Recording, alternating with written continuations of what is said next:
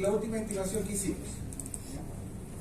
Lo primero que voy a discutir antes de ver el resultado es, primero, ahora se suman tablas adicionales. O sea, en la hoja de formulario se va a incluir la estadística descriptiva. Va a ser necesaria porque con la estadística descriptiva van a poder calcular los coeficientes, el punto de referencia, el coeficiente de ajuste, efectos marginales. Por lo tanto, va a haber una tabla de estadística descriptiva. Segundo, va a haber una tabla propia, como tal, como esta. ¿Ya? Va a incluirse una tabla de efectos marginales, que puede ser la marginal effect, o sea, MFX, o también puede ser que se incluya una de las dos, no las dos. El D-Probi, que hace exactamente lo mismo. ¿No de acuerdo? La segunda mejor, es más completita.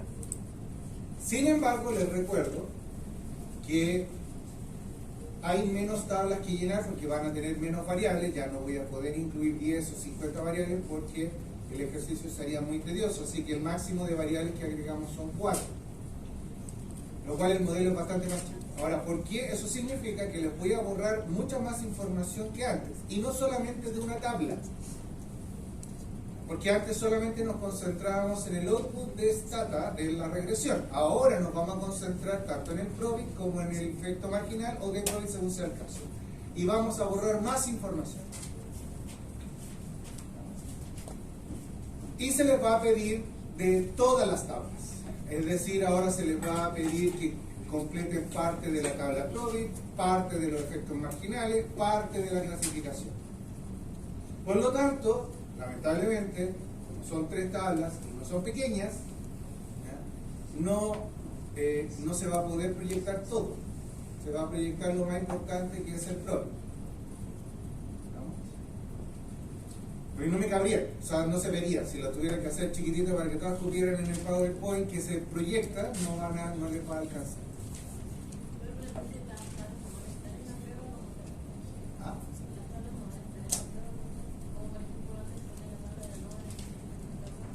Sí, pues va a estar toda esta tabla, por ejemplo. Toda esta. Tal cual. Pero también va a estar esta.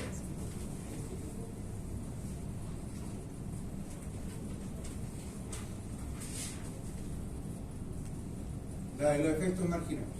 Y también va a estar esta. Son demasiadas para proyectarlas. Me refiero a que en el enunciado van a estar todas, pero si quedamos en un acuerdo de proyectar una tabla donde podían, para no estar dando tanto vuelta la hoja, no me caben todas.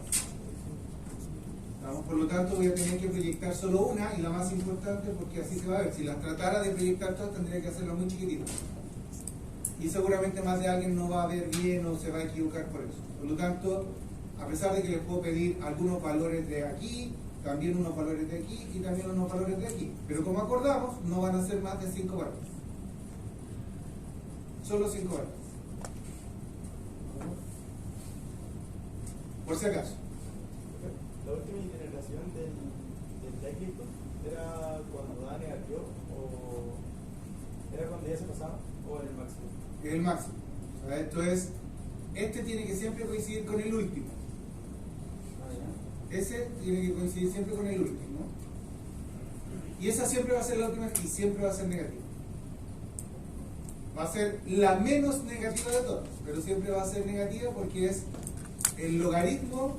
Ahí dice el log del logaritmo multiplicado una probabilidad, por lo tanto siempre va a ser negativo. Incluso puede ser que mientras más variables tenga, este número sea más grande, aunque parta de un número más grande.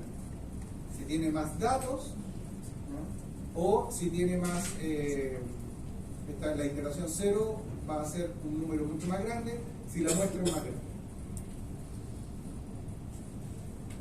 ¿No de acuerdo? Sin embargo, aquí tenemos un tema que, por ejemplo, podemos pedir sobre el análisis del modelo. Si yo les preguntara, porque antes lo hacíamos, lo hicimos 2 veces, sobre el análisis del modelo, teníamos un análisis preliminar antes de hacer los reparos, y después teníamos un análisis final que era después de haber hecho todos los reparos en el modelo, que era analizar los errores. De no llegó tarde. De no llegó tarde. No, ella te encubre, pero no se nota igual. Porque no se ríe mientras más tarde. Entonces, el tema es, o sea, no pasó piola, a eso me refiero.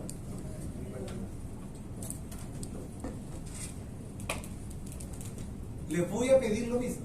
Si no en un comente, tal vez en parte de la pregunta 2. O sea, puedo preguntarle análisis de variables, resultados, o sea, hipótesis, resultados, comentarios, conclusión. Pero también les puedo pedir análisis del modelo. Como lo hicieron en MSO, les preguntaba, oye, ¿qué tanta confianza me genera este modelo? Y me hablaban del test F, del R cuadrado, me pueden hablar de los errores, en fin. Si yo les preguntara lo mismo sobre el modelo, ¿en qué tendrían que basarse? ¿Viendo esta tabla? ¿En qué se basarían? No olviden tratarlo. Piensa en la tarea, por ejemplo, en la tarea me van a tener que hablar de la validez del modelo que me están presentando. La sensibilidad y la especificidad. Y lo correctamente clasificado. Y no así el test de chi cuadrado o LR que aparece al principio, o sea, no esto.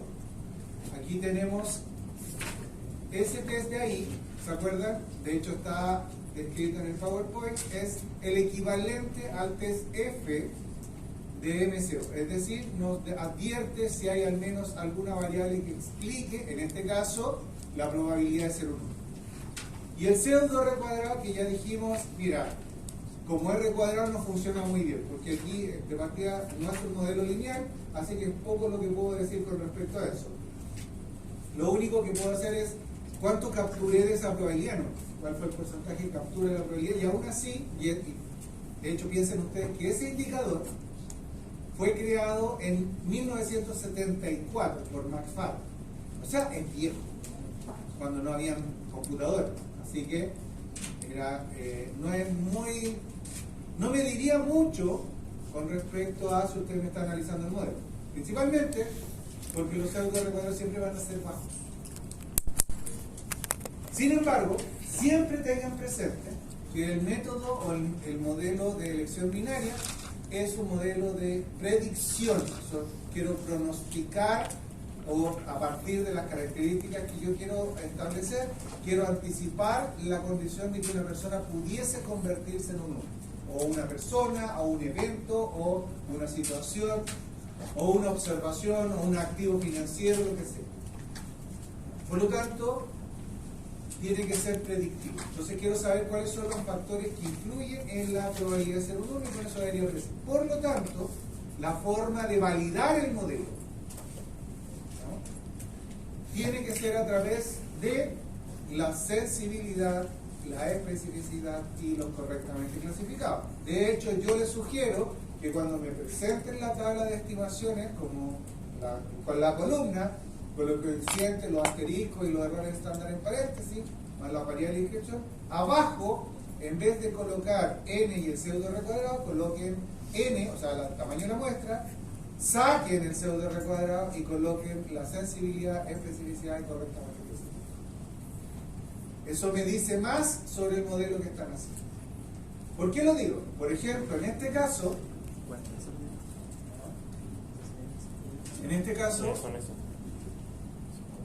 la sensibilidad es mala. ¿Por qué?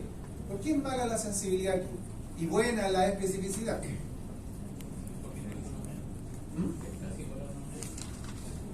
La primera es porque incluso es inferior a lo que pudiera ser una moneda. O sea, le acierta menos que una moneda. Por lo tanto, en este caso yo preferiría lanzar una moneda antes de pedirle al modelo que haga algo. Qué mal.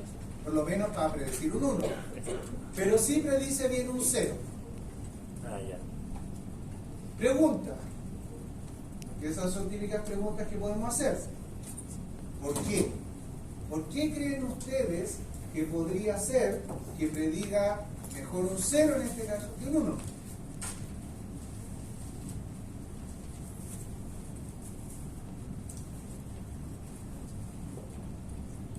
Yo no he discutido eso, así que no se sientan mal si no se les ocurre.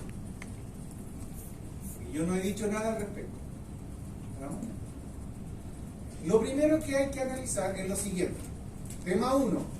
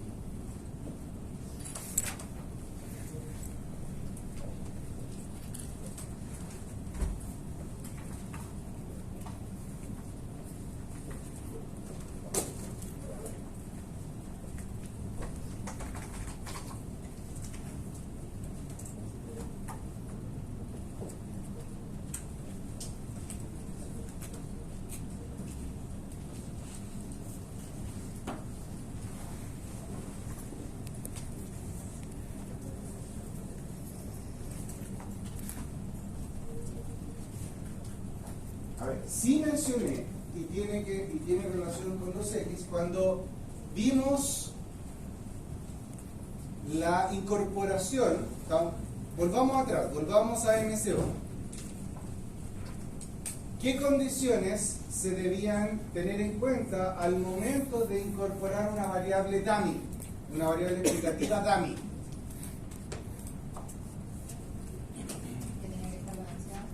¿Y qué significaba eso? ¿Qué significaba que la variable tenía que estar balanceada? ¿Por qué?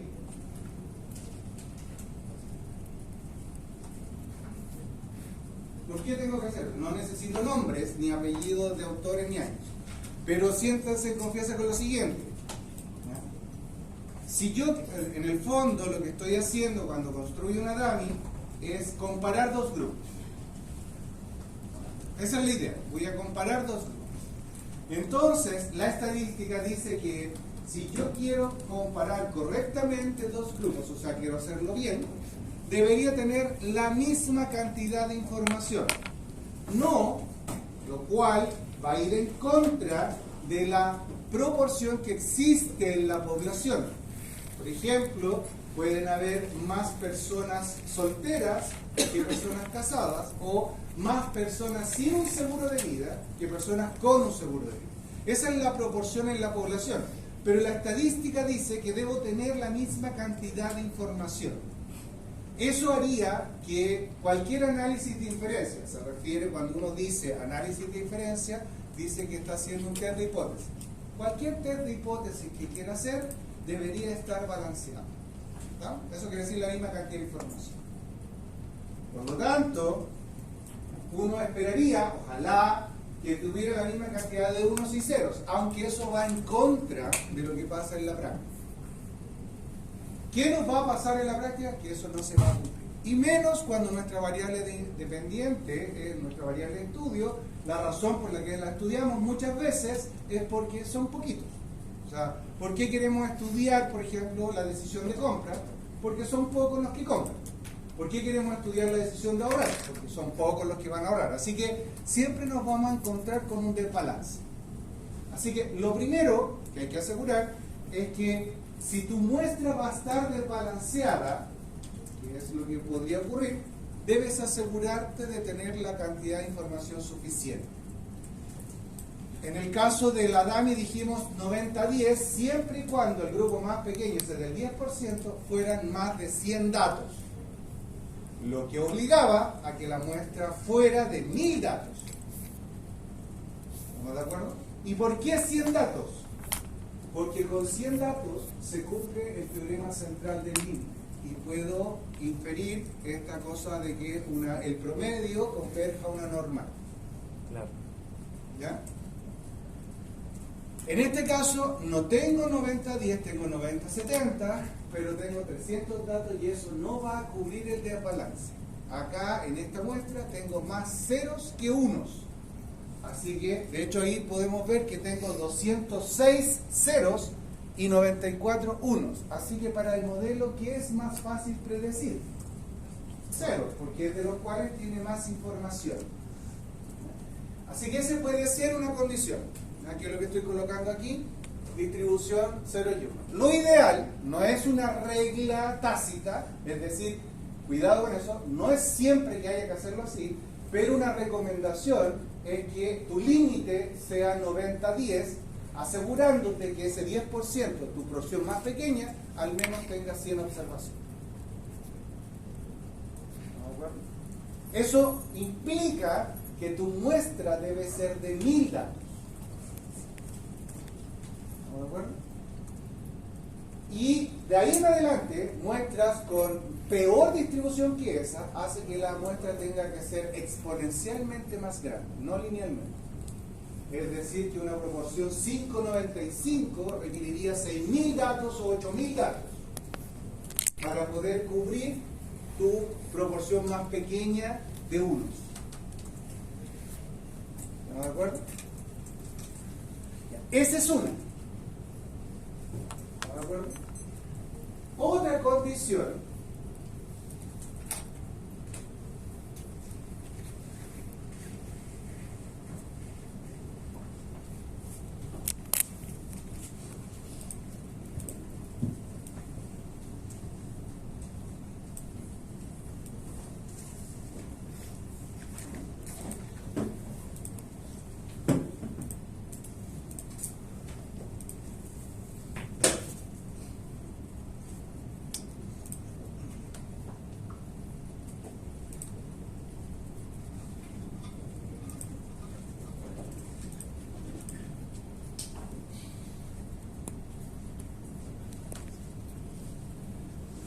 tus variables pueden no ser fuertemente explicativas. O sea, perdón, tus variables explicativas no necesariamente van a ser fuertemente predictivas. ¿Qué significa? Que tú puedes tener una variable con un coeficiente, con una significancia del 1%. ¿Por qué? Porque estadísticamente tiene que estar ahí. Pero no por eso predecir bien el ser 1. Por ejemplo, acá teníamos un modelo con 48.9% de capacidad predictiva de una sensibilidad y el modelo tenía la variable sexo, que teníamos una teoría al respecto, la variable edad, que también teníamos, y la variable ingreso. Y ahora voy a agregar la variable casado. En teoría no es que tengas que estar casado, lo que mi teoría dice es que las personas que están en pareja corren riesgos en pareja. No es lo mismo andar solo por la vida, donde uno asume más riesgos de lo que debería, porque uno dice, bueno, me pasa a mí nomás y no le afecta a nadie más. Y por lo tanto estaría dispuesto a correr riesgos más grandes. Sin embargo, si estoy comprometido con una pareja y tengo familia, o sea, hay un núcleo familiar del cual pertenezco, si me pasa algo a mí, le pasa algo a mi núcleo. Por lo tanto, es un riesgo compartido. Así que para evitar que mi núcleo familiar se vea afectado por mis riesgos, sería más propenso a tener un seguro de vida. Así que, si casado es 1 y no casado es 0, en esta versión, que ojo, no es que haya que estar casado, fue la variable que encontré en la base y mejor proxy.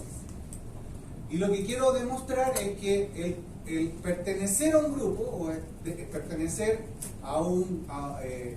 tener una relación hace que tú quieras tener más seguridad o proteger a ese grupo. Por lo tanto, debería ser un coeficiente positivo. Profe, entonces lo que hicimos como conceptualmente fue plantear un modelo y después decir como ya no me dio una sensibilidad tan buena, puede ser por esto, como debería agregarse esta variable o esto puede ser grabado. Por ejemplo, en este caso, la primera es que si tienes un desbalance como tal, lo sugerente sería tratar de aumentar la muestra por un lado. En el otro caso, si tienes más variables que agregar, sería como lo mismo que pasaba con el R cuadrado cuando tú agregabas variables, pero todas justificadas. Va disminuyendo. Estos serían los pasos a seguir, ¿ya?, en lo que llamamos el reparo del modelo, todo lo que podemos hacer con el modelo, que es lo mismo que hacíamos antes con MSV, es decir, probar con corregir colinealidades, agregar variables explicativas, ¿cierto? Agregar variables al cuadrado en caso que sospechemos falta de linealidad, y interactivas si es necesario. Ya. Todo eso hay que hacerlo. En este caso solamente les quiero mostrar que agregamos la variable casado. Y vamos a ver qué pasó con la capacidad predictiva.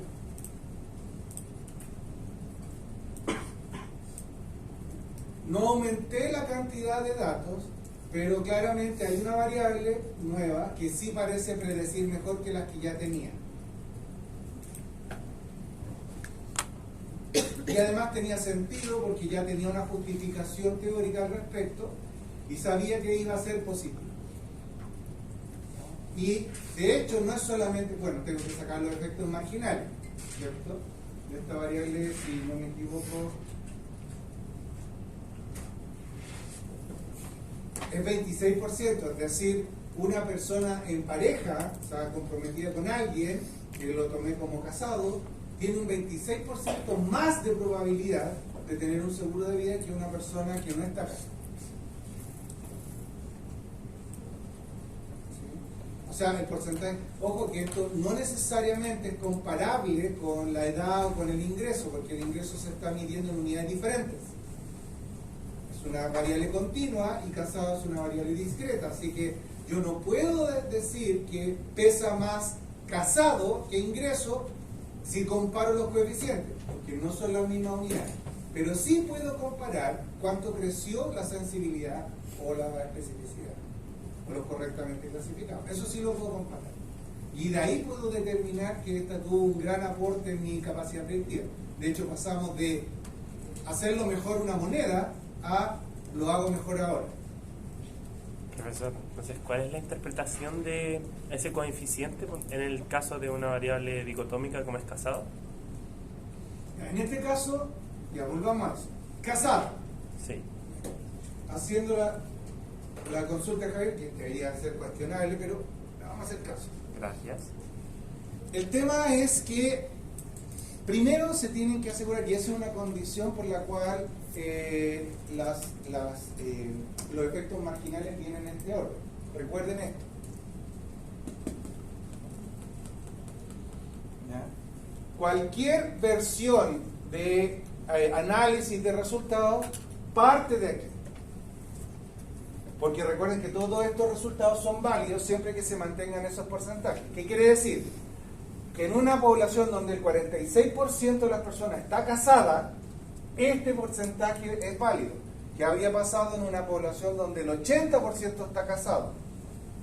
Posiblemente esto sea mucho más bajo, si están todos casados, en el fondo tal vez no haya diferencia. Entonces, lo primero que tengo que hacer al referirme a ello es decir, mira, para una población o muestra, porque estamos trabajando con una muestra, cualquiera de las dos versiones sirve, para una muestra donde el 46% de las personas está casada, ¿no? Estos casados, por decirlo así, tienen un 26% más de probabilidad de tener un seguro de vida que aquellas personas que no están casadas. ¿Estamos de acuerdo? Esa es la versión que deberíamos ver. Lo mismo hacemos con la edad, lo mismo hacemos con el ingreso. Incluso, por ejemplo, en el caso de la edad, a partir de los 29 años de edad, un año más de edad aporta 0,5 o 0,6% de probabilidad, aumenta en 0,6% de probabilidad el tener un seguro de vida. Y con el ingreso es lo mismo. Aquí tengo 763.000 pesos, porque está en miles, 1.000 pesos más aumenta la probabilidad en 0,07% de tener un seguro de vida. Profesor, perdón, si hubiéramos hecho esto con MSO, si hubiéramos puesto las mismas variables de seguro, sexo, edad y ingreso al principio,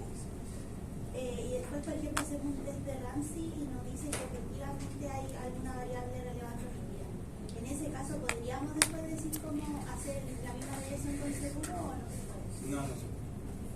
¿Qué es lo que tenemos?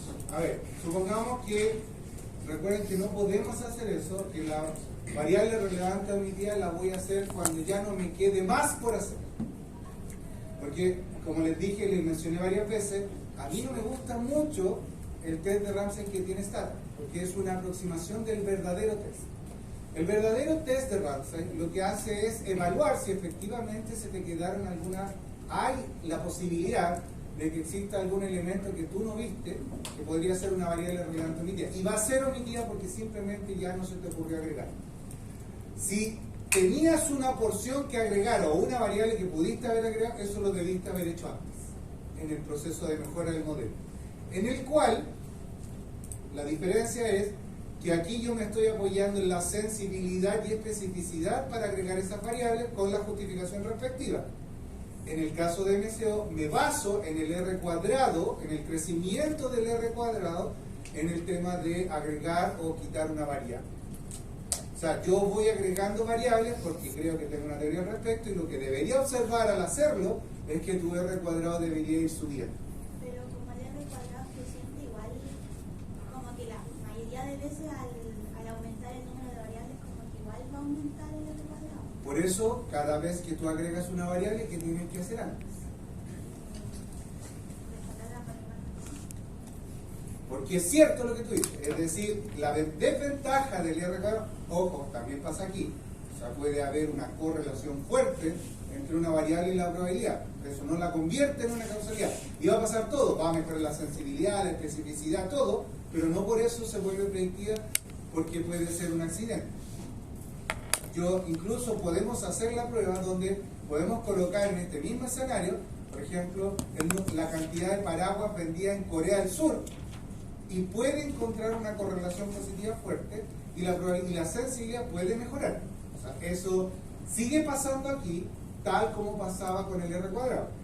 Por lo tanto, sigue siendo el hecho de que antes de agregar una variable me la tienes que justificar para no caer en esta trampa de las correlaciones. Porque ¿por qué hacemos esto? Porque nosotros, en el fondo, queremos definir una estrategia para tomar una decisión que, por ejemplo, aumente la probabilidad de contratar un seguro porque yo soy dueño de la empresa de venta de seguro. Por lo tanto, yo quiero diseñar una política de marketing que mejore las ventas. Por lo tanto, me interesa la causalidad. ¿Por qué lo digo? Porque también existe otro mercado de ciencia que se llama el data mining o el machine learning, que lo que hacen es estudiar las correlaciones. Entonces, según ese modelo, te dice, mira, si esto sigue de esta manera, tus ventas deberían subir. Y si tú le preguntas, ¿pero por qué van a subir? No tiene idea. No sabe la causa, solamente sabe que hay un patrón de correlaciones que está subiendo. ¿Sigue, no? ¿Cuándo sirve?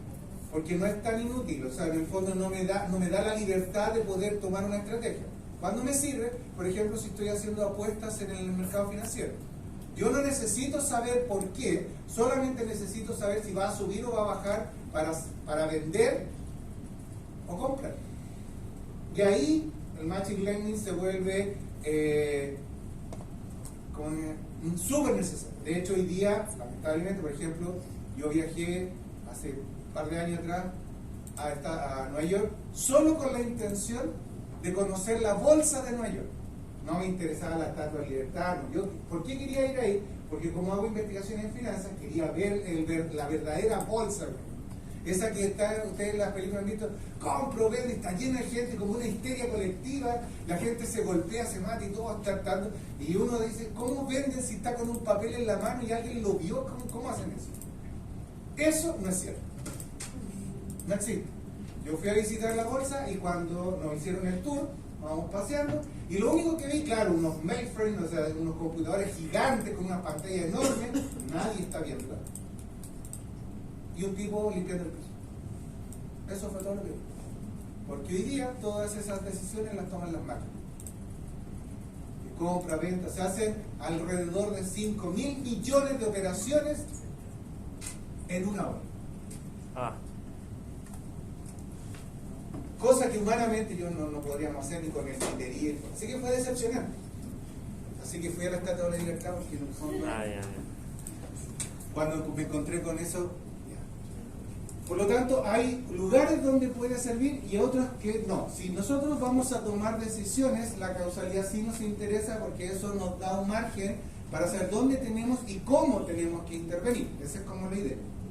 Entonces aquí sigue con la misma regla, pero en vez de usar el R cuadrado como un indicador, no quiere decir que sea absoluto, sino que es una línea, acá también lo va a tener que hacer la sensibilidad, especificidad y correctamente clasificada. De hecho hay más detrás de todo esto, se pueden hacer varias cosas adicionales, pero incluso si me preguntan a mí, en su vida laboral ni siquiera van a ver esto. ¿Un MSO? Sí, seguro.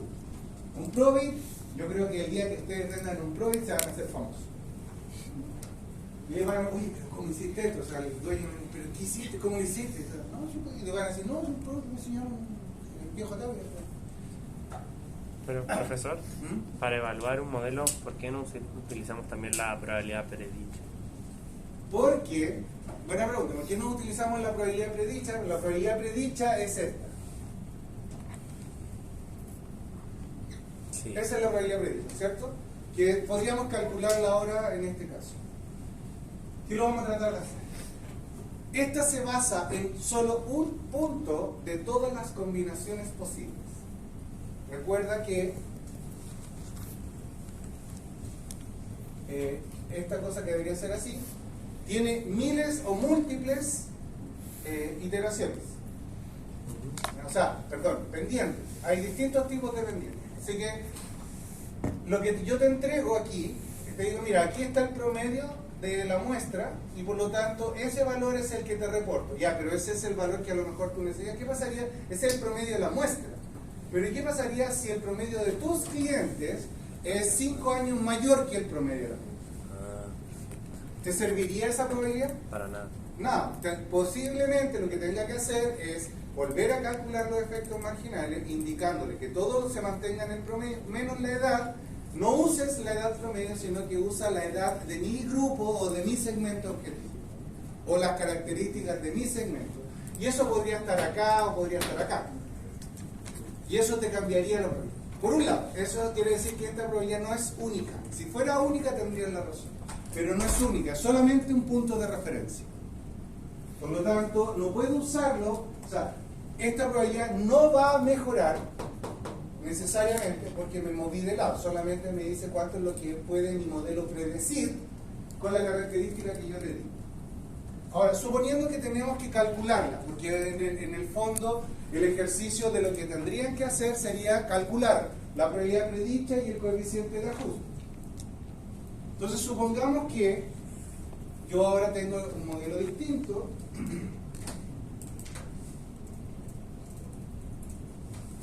Por ejemplo, se les pide calcular eso. Y se les entregó eso. ¿No? Obviamente van a tener la tabla estadística descriptiva.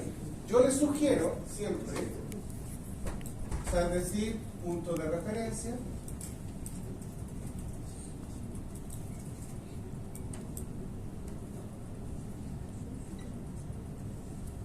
Tengo que calcular eso. Siempre pasa habitualmente que sea MSO o Probit, siempre aparece la constante al final. Y la mitad de ustedes se le olvida incluirla. Entonces yo les sugiero que cuando vaya a calcular esto, parta dejando la constante. Yo les sugiero que haga lo siguiente. Por ejemplo, en este caso es la constante menos 3, 7 o 2, 5, 4. Parta con eso, que no se le vaya a olvidar la constante. ¿Por qué? Porque si se le olvida la constante, la probabilidad que va a calcular va a ser cualquier mamarracho. Y va a estar muy lejos. Aquí, hacer un cálculo mal son 4 puntos menos, no 2. ¿No? Por lo tanto, bueno, también van a haber puntos más sencillos y otros no tanto. Partir con la constante. Luego, otra sugerencia sería que yo hago esto, e incluso lo hago también en las pautas. primero, como quieran en el orden que ustedes quieran, yo lo que hago es parto con el coeficiente. Por ejemplo, la primera variable va a ser sexo, así que coloco el coeficiente 0,04 porque son solo 3 decimales. Y en paréntesis, pongo un paréntesis para señalar la estadística descriptiva que es 0,65.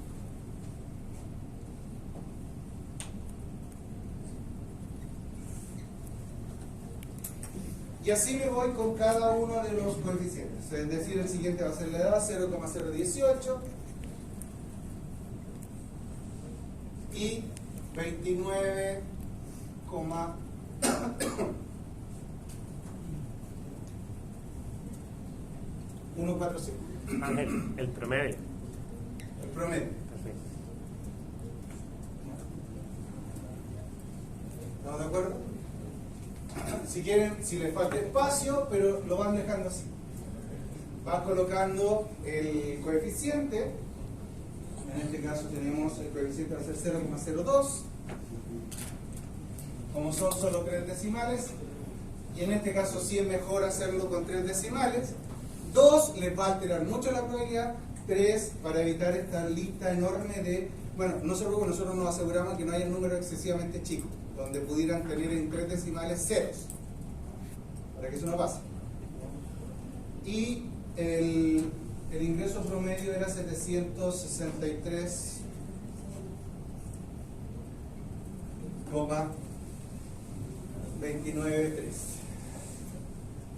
Y finalmente el coeficiente que va a acompañar a casado, que es 0,81.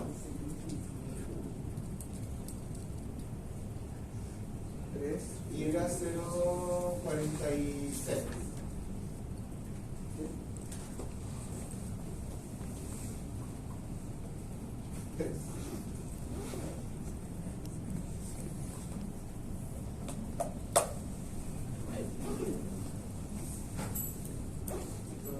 Menos 0,8.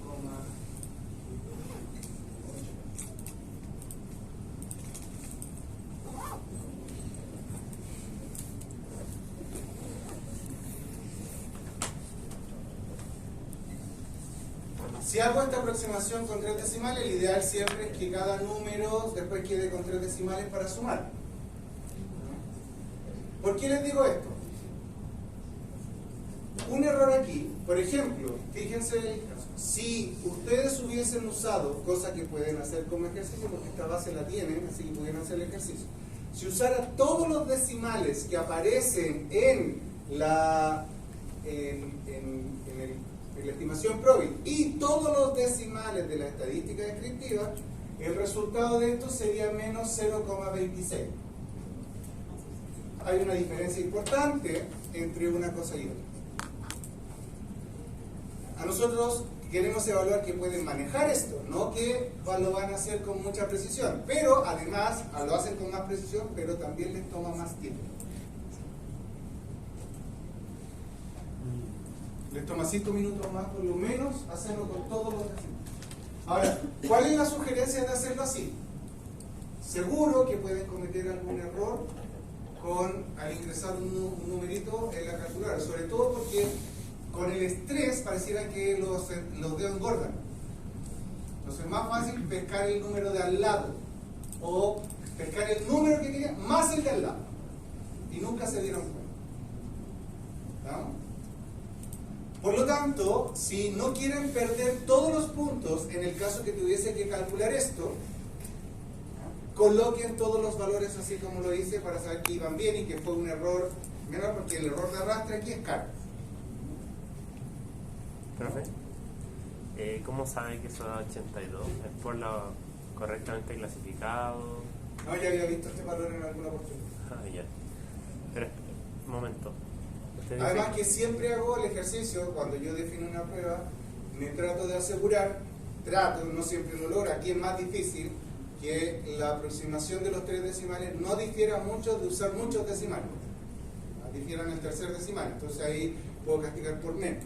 Pero siempre y cuando se haya expresado el procedimiento que hicieron, y además dice el enunciado que deben explicar cómo es que obtuvieron el resultado. Por lo tanto, no les cuesta escribir esto. ¿Y por qué lo hago con paréntesis? Y de esa manera. Es más fácil fiscalizar si no me equivoqué en algún número. Porque les recomiendo que después de haber hecho la transcripción, vuelva a mirar que los números que puso son los correctos. Entonces es más fácil fiscalizar cuáles son los coeficientes a revisar y cuáles son los promedios. Porque suele ocurrir que cuando están escribiendo y ponen todo pegado uno al lado del otro sin poder diferenciar, el 15% de usted escribe la misma cifra dos veces. Por ejemplo, escribe el coeficiente del sexo y vuelve a escribir, en vez del promedio del sexo, vuelve a escribir el coeficiente del sexo. De ahí el error de arrastre es terrible. Profesor, y usted sabe que da el 26 porque ahí dice Y igual, después en MFX se usa ese valor, ¿no? No, Si es que no, se usaron no. todos los valores, ¿no? Tampoco. Ah. No, porque he hecho este ejercicio varias veces y lo he hecho con todos los decimales y los decimales, y cuando yo defino una prueba, también veo la diferencia entre uno y otro. Ah. Porque tengo que asegurarme que los números que ustedes vayan a ocupar coincidan con los que deberían encontrar.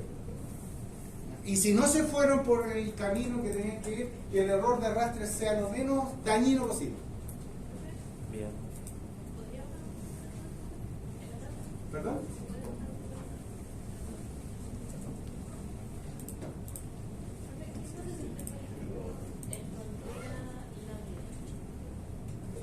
No puede. O sea, claro, puedo borrar todo esto.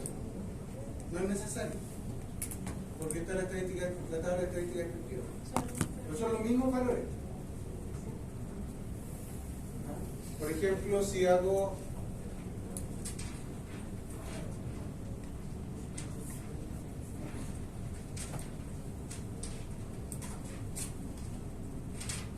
este no, porque este es la probabilidad, el primero sería la probabilidad observada. Y de ahí tengo 65, 65, 29, 14, 29, 14.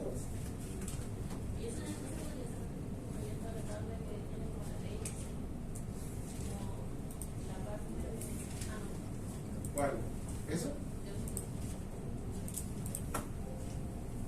Ahora, ¿qué es lo que van a hacer después? Ya tienen el número de referencia. Hay que calcular la probabilidad, es decir, primero puede ser la probabilidad predicha.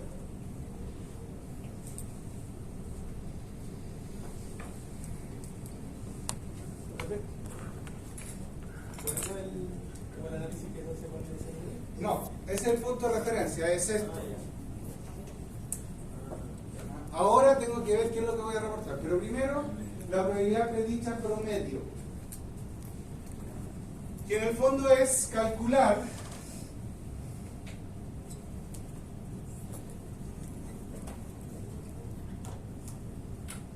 eso. Básicamente lo que le están pidiendo es que calcule la probabilidad de Z o de una normal estándar, que sea siempre cuando es el símbolo phi mayúscula, significa que es la acumulada, siempre es la acumulada, de menos 0,823. Nuestra tabla, la tabla que tengo acá es esa tabla. Esa es la tabla que van a tener disponible en el control. No pueden traer la suya, No. ¿ya? Tienen que sacar los valores de aquí. En la misma en todo caso. Pero ¿por qué esta y no la de ustedes? Pues habitualmente la que tienen ustedes traen tiene 2 decimales. Y como los resultados finales tienen que estar en 3, aquí está publicada con 3. Para ser acorde con ese ejercicio. Ahora, tener claro primero la tabla.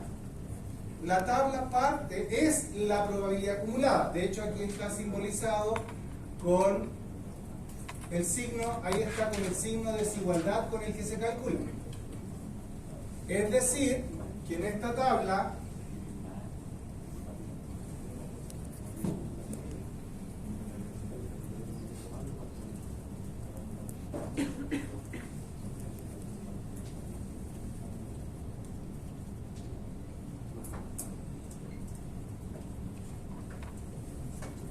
parte ahí. Ahí parten los valores, de 0 en adelante. Entonces, el valor más pequeño de probabilidad que tiene la tabla es 50%. Parte de ahí la tabla. Ahí está.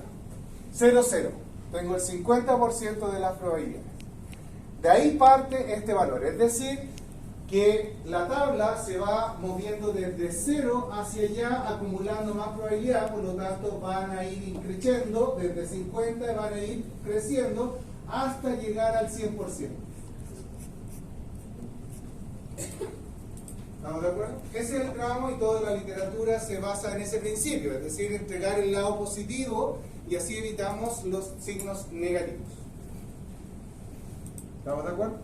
Entonces, si yo tengo que calcular esta probabilidad, no va a estar en la tabla de partida. No, hay que hacer un cambio. Hay que hacer un cambio, hay que apoyarse. Como este valor está aquí,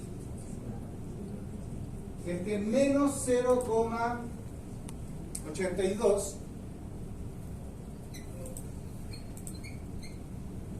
¿y por qué voy a usar 82? Porque la tabla solamente te permite calcular el valor de z hasta 2 decimales.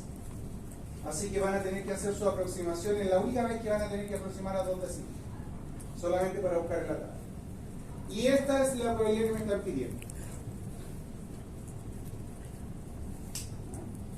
Así que lo que voy a tener que hacer es, esto es con menos, obviamente porque me dieron el valor menos, está al otro lado del 0, y me están pidiendo que calcule ese valor, 0,82. Así que debería ser, esa probabilidad debería ser la misma. ¿Estamos? Pero tampoco está en la tabla, porque la tabla te entrega el acumulado al revés. Así que esa área que me están pidiendo, llamémosla A, esa área va a ser igual a 1 menos la probabilidad de que z sea menor o igual a 0,82. Si yo tomo 1 y le resto ese pedazo, me va a quedar eso que va a ser igual al área que me están pidiendo. Entonces tengo que buscar en la tabla ese valor. ¿Y cómo lo vamos a hacer? En la tabla tengo el primer entero y el primer decimal aquí. Es decir, aquí parten 0,0, 0,1, 0,2, llega hasta 1,1, 1,2 y así hasta abajo. El primer entero y el primer decimal se encuentran en la primera columna. Y los segundos decimales se encuentran en las columnas restantes en una fila. Aquí va a ser 0,00, 0,01, 0,02, 0,03, 0,04 y así hasta llegar a 0,09. Y de ahí volvemos al principio. ¿Estamos?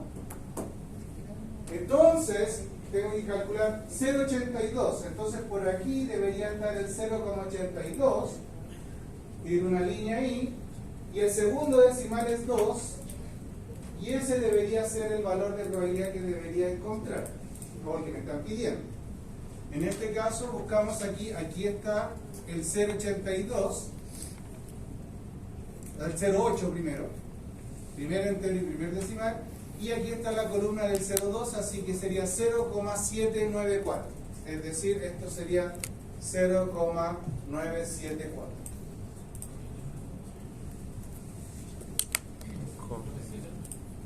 ¿Ah? Entonces 0,794. 794. 0, A. Sí, eso. Al revés. Así que la probabilidad que me piden sería 1 menos 0,794. ya, y eso sería 0,206. Es decir, que tu probabilidad predicha es del 20, acá no se ponen más decimales, 20,6%.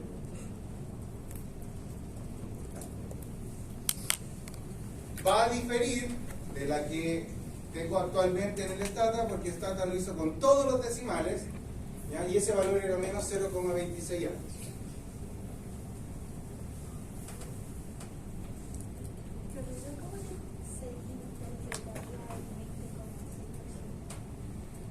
¿Cómo?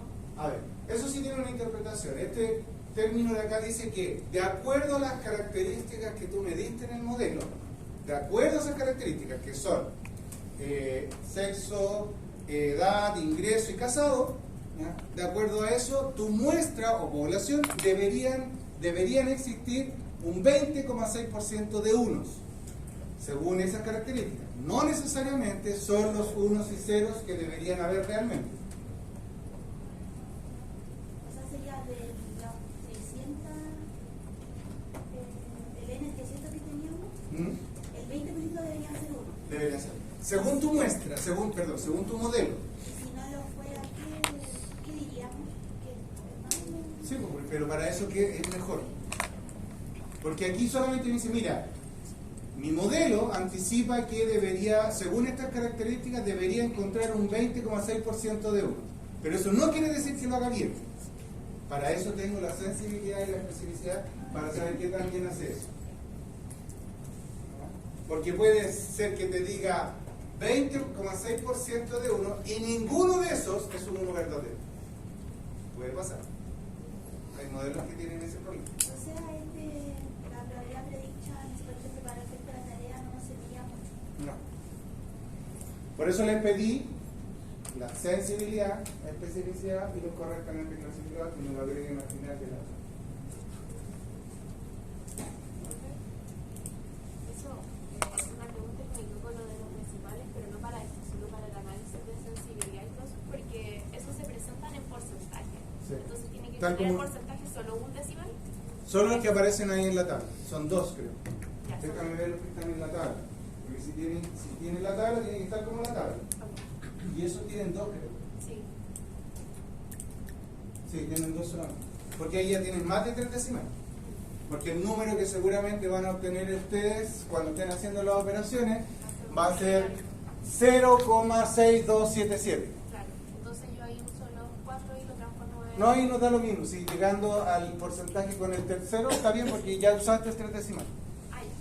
Porque para obtenerlo seguramente hiciste esa operación.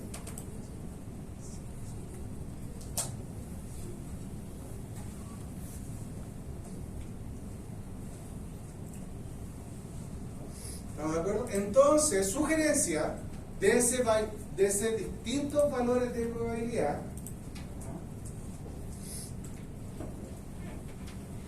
Y aprendan a usar la tabla. Sean más eficientes, o sea, si quieren mejorar. Porque no solamente, fíjense que esto ya es solo la probabilidad predicha. El coeficiente de ajuste hay que hacerlo aparte, porque no necesito la tabla. El coeficiente de ajuste, que va a ser, esta es la probabilidad predicha, el coeficiente de ajuste va a ser phi minúscula, que sería la función de densidad, sobre la misma condición. Y esto sería 0, una aproximación 0,399 para que no estén calculando el valor pi con la calculadora. 0,399 por la exponencial de menos, ojo con eso, menos el valor del punto de referencia partido por 2. ¿Por qué lo digo? Porque este término puede ser, como en este caso, negativo. En otros puede ser positivo. Pero el elevando al cuadrado ese signo se pierde. Y va a quedar igual negativo porque partía con un número negativo, con un signo negativo al principio. ¿No? Así que tengan cuidado con eso, no se vayan a confundir, no vayan a hacer como pasa algunos, menos por menos más. Y no solamente eso, sino que si este número fuera positivo, esto va a ser muy grande a pesar de que esto es 3,99. Es decir, que aquí puedo terminar con un número mayor que 1. Eso significa que si lo multiplico por el beta para obtener el efecto marginal, puedo terminar con un valor mayor que 1. ¿No? ¿Qué sería lo peor de eso? Además de no tener puntaje. No tiene sentido. No tiene sentido. Y si alguien me dice que eso y le trata de dar un significado, lo voy a excomulgar. De hecho, le voy a quitar puntaje en otra parte. ¿Por qué? Porque él debe, ya a esta altura del partido, si esto le dio mayor que 1, debería darse cuenta que eso es un error. Por último, si no alcanza a hacer ningún cálculo, esto no es correcto. Esto no puede ser porque este número tiene que ser menos que 1. Y tal valor que los betas los tienen que hacer más chicos siempre, no más grandes. Porque recuerden que el coeficiente de ajuste es el que vuelve el término lo convierte en una probabilidad, por lo tanto eso siempre va a ser más chico. Lo primero. Segundo, ¿cuándo es la única vez que lo puedo usar?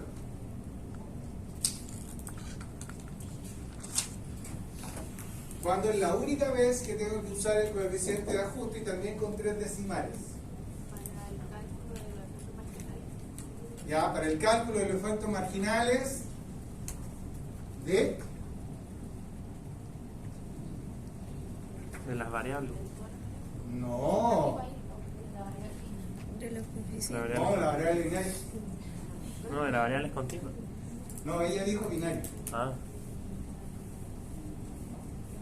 Esto solamente es para el efecto marginal, que eso lo habíamos anotado, de variables explicativas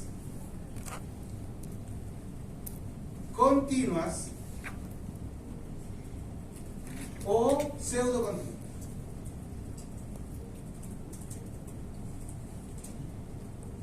Que son como la edad, por ejemplo, ¿no? Los años de escolaridad cuando está en años, no en niveles,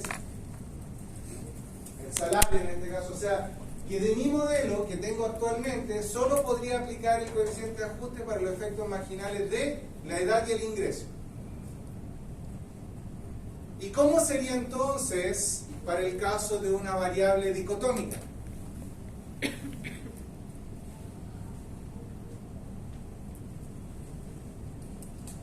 Como casado.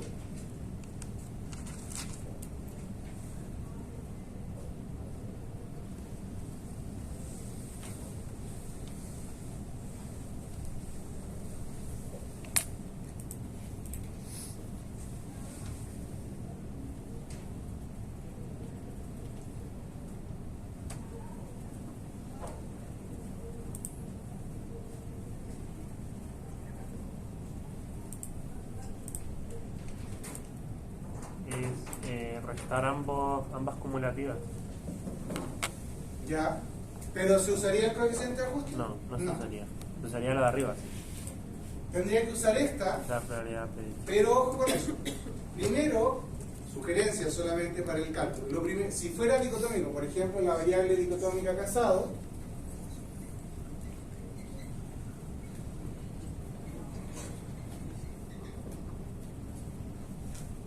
dicotómica casado, ¿sí?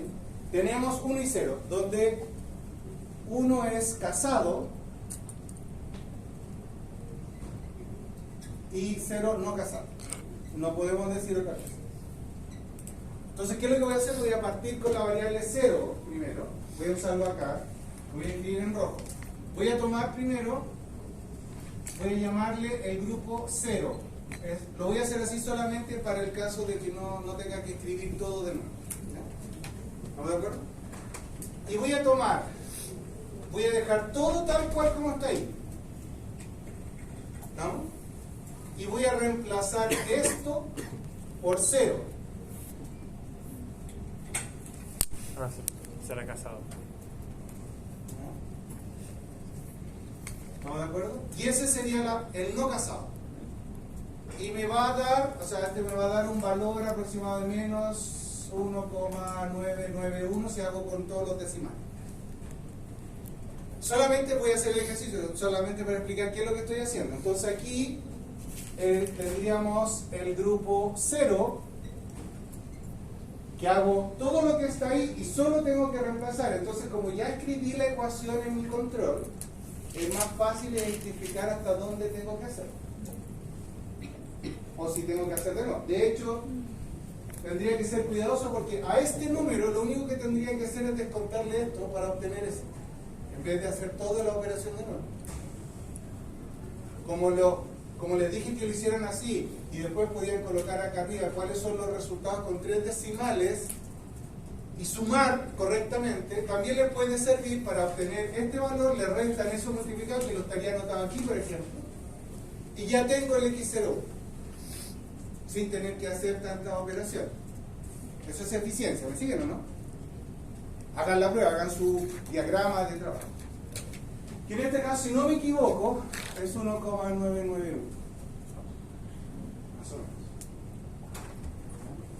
¿Cómo obtendríamos el siguiente? Porque el siguiente sería el del grupo, el siguiente que tengo que calcular es para el grupo 1.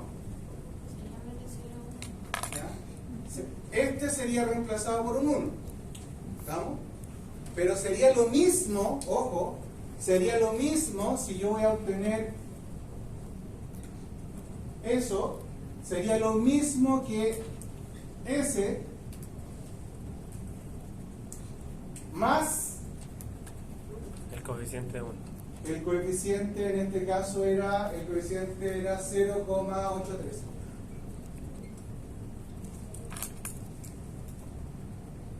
Más este coeficiente.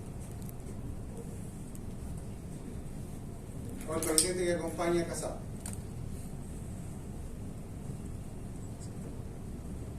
Y me ahorré un montón de tiempo. Y en este caso creo que es 0,2 algo.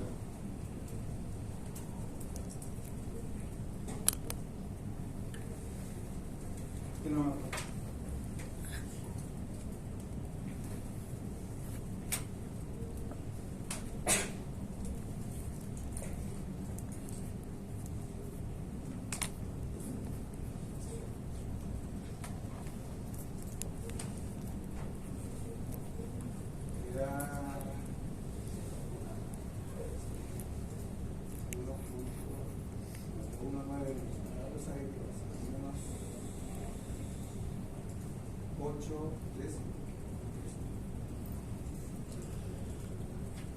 Este dicho era al revés, este uno iba adelante, no al final.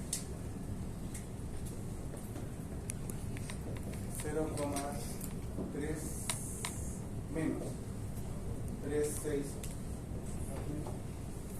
3,8.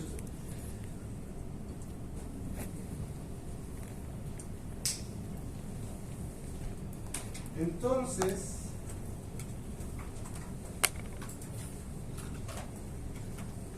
sacamos las probabilidades. ¿Qué es lo que vamos a hacer? Para calcular las probabilidades vamos a cortar aquí y vamos a cortar aquí, sin eliminar, sin anotando igual el número completo, y vamos a señalar eso.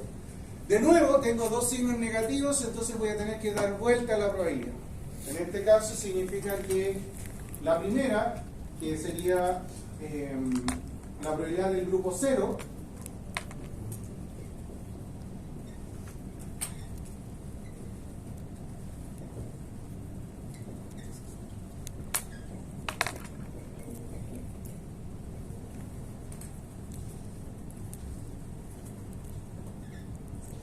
como tengo que aproximar a dos decimales, esto se va a convertir en menos 1,2. ¿Sí? Y sería lo mismo que 1 menos la probabilidad de z menor o igual a 1,2. Entonces vamos a tener que buscar el 1. Aquí tenemos 1, 1,2. Y como va a ser 1,20, va a ser 0,882, ¿no? No, es 8,5.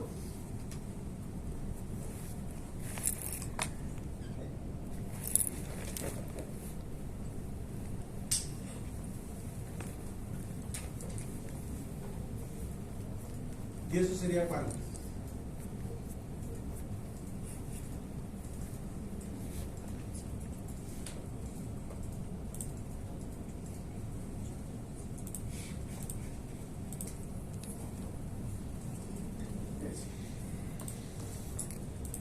Y nos va a pasar lo mismo con el grupo 1,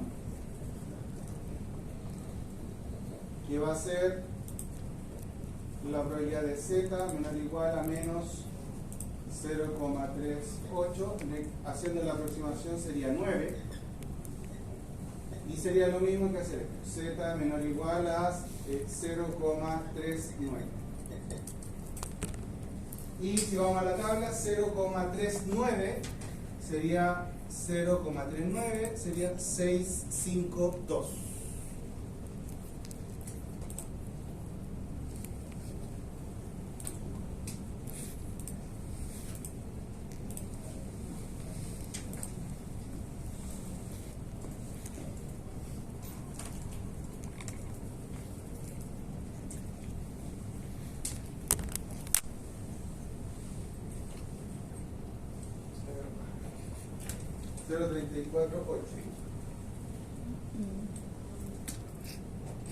Así que el efecto marginal sería, y aquí por ejemplo, el efecto marginal sería la derivada de la probabilidad de ser un 1 o tener un seguro de vida con respecto al casado. Y de acuerdo a esto sería el grupo 1 menos el grupo 0.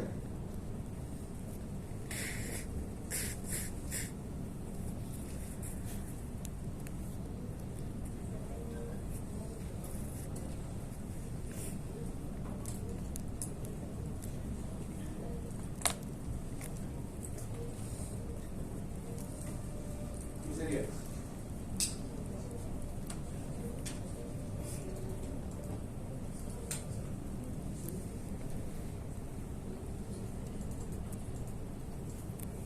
$23,3. O sea, 0,